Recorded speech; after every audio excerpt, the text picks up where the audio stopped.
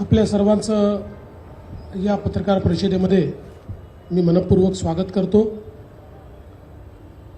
पहिल्यांदाच कुठली वेगळी बातमी बनू नये म्हणून स्पष्टीकरण करतो की राज्याचे आमचे दुसरे सहकारी आणि उपमुख्यमंत्री अजितदादा पवार हे दुपारीच माझी परवानगी घेऊन बीड आणि परभणी या दोन्ही ठिकाणी ज्या घटना झालेल्या आहेत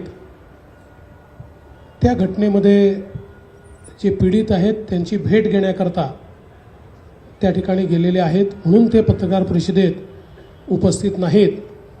अन्यथा अजितदादा नाराज अशा प्रकारची बातमी कृपया लावू नये। लोकशाही मराठी ऐका, पहा, जागरूक रहा।